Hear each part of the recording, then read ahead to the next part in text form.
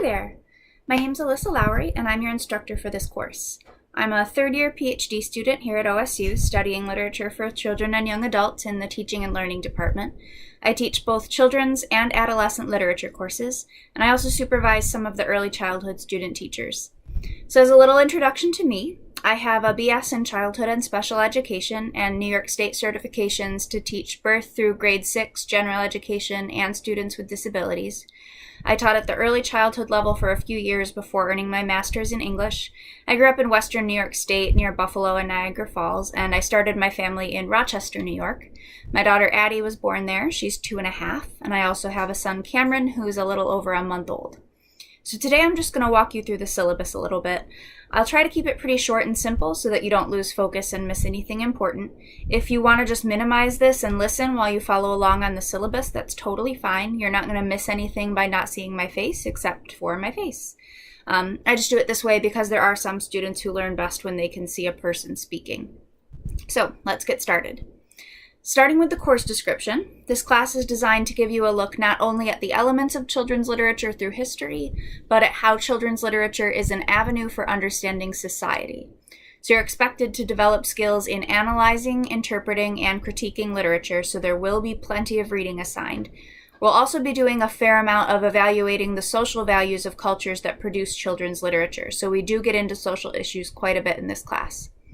In terms of communicating with me, the best method is via email. I can always set up an appointment to meet or talk on the phone or something, but I need at least 1 day's notice, if not more, since I'm home with my kids during the days. I'll always do my best to get back to your emails within 24 hours, maybe slightly longer on weekends and holidays, so don't hesitate to reach out with any questions or concerns. I may also want to send out notices or helpful information via email, and I do that through Canvas, so please make sure you're receiving Canvas email in your primary inbox so you don't miss anything. Going back to the weekends and holidays thing, I know that people often go on vacations and trips during the summer. Please just make sure that you plan ahead if you're going to be without internet access. Ideally, I would appreciate if you could submit your work early if you know you're going to be away, but if for some reason that's totally impossible, for some legitimate reason, make sure you contact me and set up an arrangement beforehand. So, about the course. This is a modular course, meaning that I'll provide options for readings and assignments each week, and you get to choose based on what interests you most or what fits your learning style the best. In general, I've tried to make sure there are both middle grade and early childhood books, education-focused and cultural studies-focused readings, and assignments for all different learning styles. And because there are lots of options, I really can't give you a definitive list of, these are the books that you need. But I do encourage you to look through the syllabus now and figure out which books interest you. And that way you can gain access to them sooner rather than later and avoid ending up in a pinch at a bad time. Most of the books should be available through the Columbus Library system. Remember that you can have books from the Columbus libraries delivered to the campus library if that's most convenient for you. I know that sometimes it's tempting to look online for read-alouds of picture books, like on YouTube or something. Please don't for this class. We really need to be looking closely and engaging deeply with the assigned books, and an online read-aloud doesn't let you stop and examine a spread, go back to other pages, spend extra time.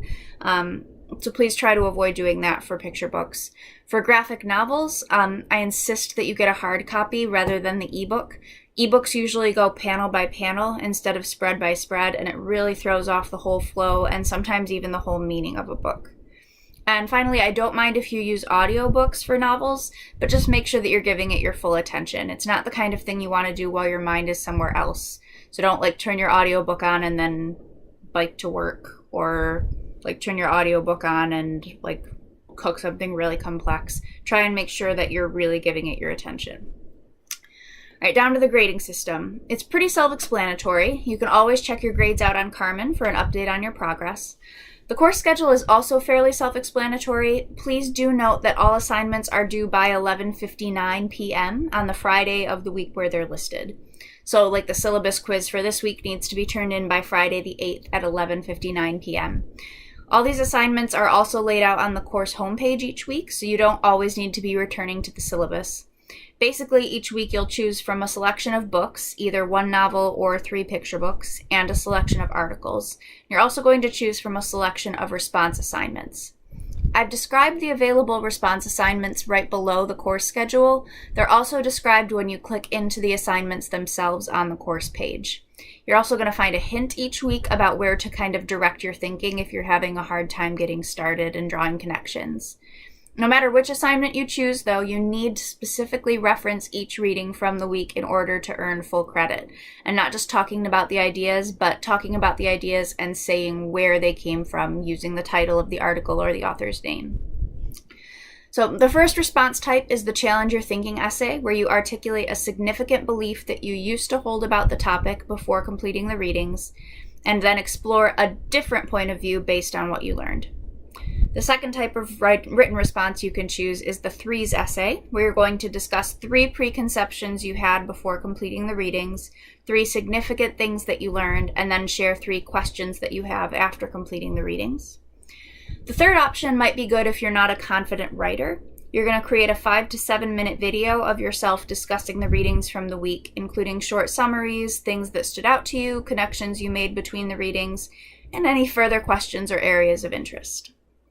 And the final option is a creative option, and it changes a little bit from week to week, and the details are always given on the assignment description in Carmen.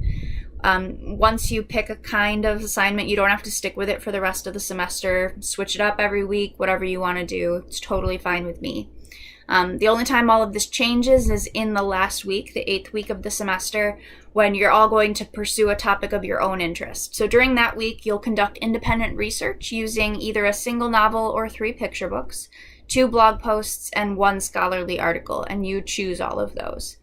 Your final project is going to be to share what you learned during your research with your classmates, and you'll submit a proposal for that project on the Friday of Student Exploration Week. And that needs to include the books that you're going to use or book, the blog posts and the article you've chosen, a brief outline of what you're going to try and communicate, and the format that you're choosing. So for formats, you can choose either a 4 to 5 page essay, an 8 to 10 minute video, or a creative project of your own design. I'll give you more details about that when it gets closer, but you might want to start thinking about your topics around week 4 or 5. I'll remind you. All right, the last couple things we need to discuss are expectations for written work and the late policy. Anything written that you turned in needs to be in a Word document and double-spaced in 12-point Times New Roman font with 1-inch margins. I don't grade for grammar and spelling, but if it's so rough that it gets in the way of your meaning, I'm going to have to take points away because I won't understand what you're trying to talk about. The rubric that I use for all written assignments is in the syllabus. Basically, it's a 3-point system, and I'm looking for assignments that completely fulfill the prompt, answer every question that is asked for the type that you chose, and that demonstrates that you read carefully, thought carefully, and prepared carefully.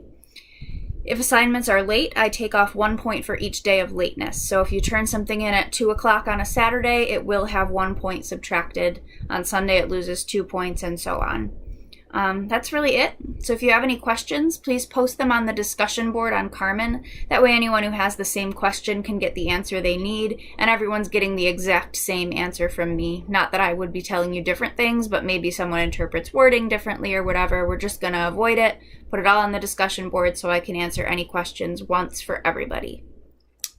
All right, once you're done watching this and reading the syllabus, go ahead and take the syllabus quiz. It's pretty basic. As long as you read and paid attention, you should be fine. And I'm looking forward to jumping into content next week. If you're wanting to get a head start, go ahead and check the course page for details about what you can work on. Thanks for sticking through to the end of this video. I'm glad to have you in the class.